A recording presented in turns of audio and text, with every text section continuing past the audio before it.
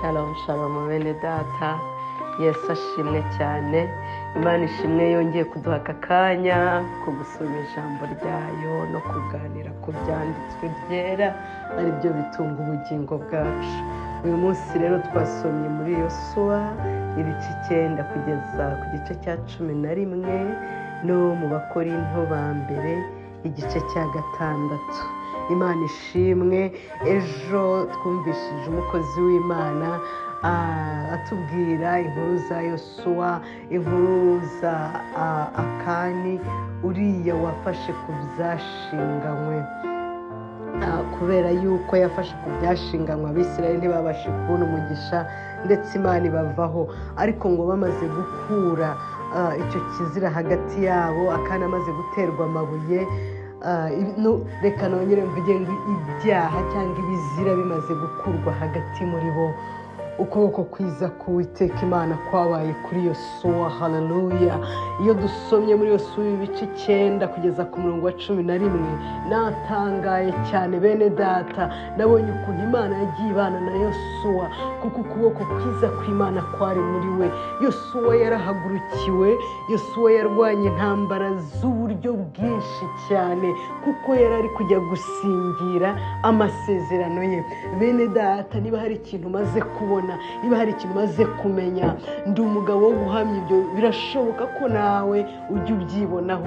Iyo hari ikintu ugiye gusingira, iyo hari umugisha ugiye kugeraho, iyo hari ikintu kidasanzwe Imana igiye kugukorera, intambara ziraguhagurukira. Ibintu bikomeye cyangwa se n'ibyoroshye, ibyakagukijije usanga ari byo bishaka kukwica.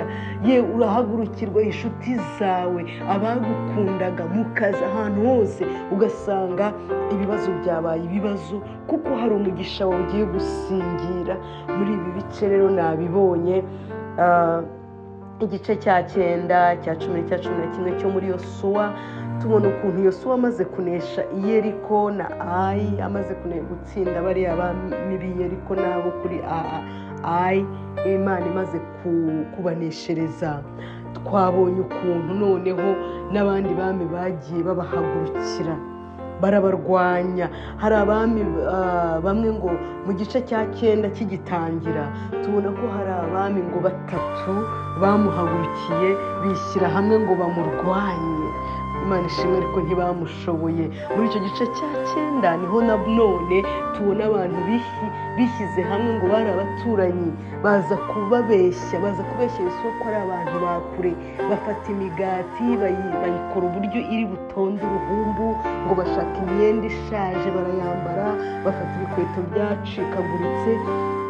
Bakigera imbere ya Yosuwa, kuko ngo babona ko ari abantu bavuye kure, baza bashaka kugira ngo basezerane n'isezerano ry'amahoro.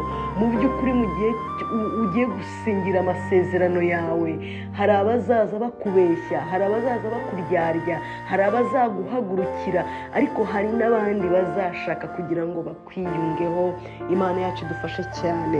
Hari ijambo hano ryamfashije muri iki gice cya 9 ku murongo wa 14, rivuga ngo Abisirayeli bemezwa n'ibyo kurya byabo batasobanuje Uwiteka. Ngo nuko Yosuwa asezerana n'isezerano ry'amahoro. Imana idufashe cyane.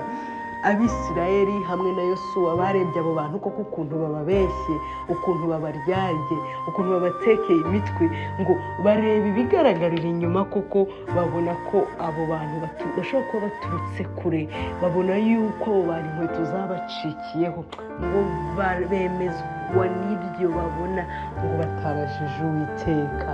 Imana idufashe bene data, ntutangazwe n'ibyo ubona, ntukangwe n'ibyo wumva, kuko ibyera byose si amata ngo ni isukari isa n'umunyu. Ushobora kwibeshya ukagira ngo ni isukari kandi ari umunyu, cyangwa ukibeshya ko ari umunyu kandi ari isukari. Imana idufashe kurebesha aya maso y'umubiri gusa ntibihagije bene data.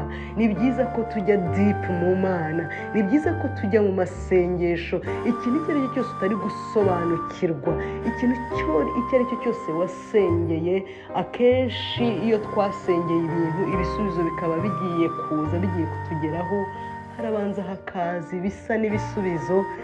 Aho nanone ndi umugabo wo kubihamya. Hari igihe umuntu n'ukuri ajya agira ingorane agafata ikintu kitari igisubizo kandi igisubizo cye cyari kiri hafi kigiye kuza. Imana idufashe. Iki ni igihe cyo gusenga no kwegera Imana, cyane cyane ko abantu benshi bagiye basengera ibintu bitandukanye. Nta muntu n'umwe ariko Imana izagendamo umwenda. Niwubona intambara ziri kuguhagurukira, ibintu bigukomereye, we gucika intege, ahubwo umenye ngo igihe cyawe cyo gusubizwa cyageze. Mu gice cya 10 niho twabonye noneho abami 5 bahagurukira Yosuwa kumurwanya, ariko Imana iba hafi yiwe. Umurongo wa 8 w'icyo gice cya 10 uravuga ngo Uwiteka abwira Yosuwa ati ntubatinye kuko mbakugabije, nta muntu wo muri buzaguhagarara imbere. Haleluya. Imana ishimwe. Ibyaguhagurukira byose ntibizabura kuza. Reka mbabwire bene data, Yesu yaravuze ngo intambara ntizizabura kuza, ibibuza amahoro ntibizabura kuza, ariko muri byose aratuneshereza. Muri byose Yesu arakuneshereza. Muri byose Imana yacu igituneshereza. Nubwo ibikomeye bitabura kubaho, nubwo ibikomeye byaza, nubwo ibikomeye byadutera, ariko Imana irakuneshereza uko bukeye n'uko bwije. Imana yacu idufashe cyane. Ku murongo wa 11 hanejeje cyane. Ubwo abo bami 5 babahagurukiraga barabarwanyije, ariko noneho uko babirukankanaga ngo igihe cyarageze abo banzi babo Imana yabamanuye mu rubura. Ngo abishwe n'urubura, nusoma icyo gice neza uraza kubona ko ngo abishwe n'urubura ngo bari benshi kuruta abishwe n'inkota ya Yosuwa n'abo bari kumwe. Imana idufasha cyane bene data. Twirinde kurwanya abantu b'Imana, twirinde kurwanya bene wacu.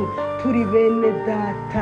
Nubona mwene so ntukamurwanye, ntukamugirire ishyari, ntukamuvuge nabi.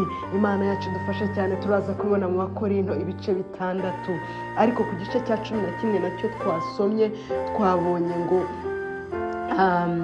ko Yosuwa yarimbuye abami benshi cyane, baramuhagurukiye ariko nta n'umwe wamuhagaze imbere. Ijambo ry'Imana mu gice cya 11 ryatubwiye ngo Yosuwa yarimbuye Abanaki bose ngo abamaraho.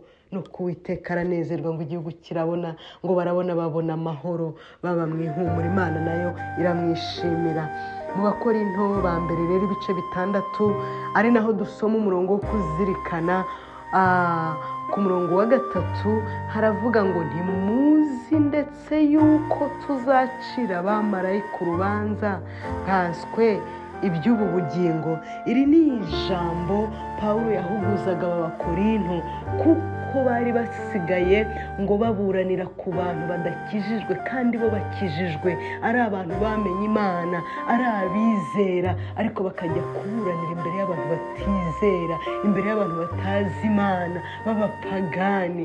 Ngo arabahugura arababwira ati niko bene data, ibyo ntabwo bikwiye ko imanza z'abantu b'Imana zicibwa n'abantu batizera, batigeze kumenya Imana. Arabahugura arababwira ati se ahubwo hari naho yageze arababwira ati ese mwakwemeye mugahebera bene so. Ariko uyu munsi none biragoye. Ariko mwene data, niba mwene so wundi akwambuye, niba mwene so wundi aguhuguje, nimujye kuburanira kuri mwene so wundi. Niba bidakunze muhebere. Imana irahora. Guhora nuko Imana izagushumbusha ibyo bakwambuye cyangwa ibyo bagutwaye. Imana ibaha umugisha bene data. Ijambo ry'Imana ryatubwiye ngo dufite ubutware n'ubushobozi ndetse buzacira abamarayika imanza. Hari abamarayika babi baguye bahinduka imyuka mibi, bahinduka abadayimoni, ariko hari n'abamarayika bera bakiri mu ijuru. Bibiliya yatubwiye ngo twebwe ubwacu abera bari mu isi abakijijwe abakiriye Kristo nk'umwami n'umukiza wabo bazacira n'abamarayika imanza nkanswe iby'ubu buzima.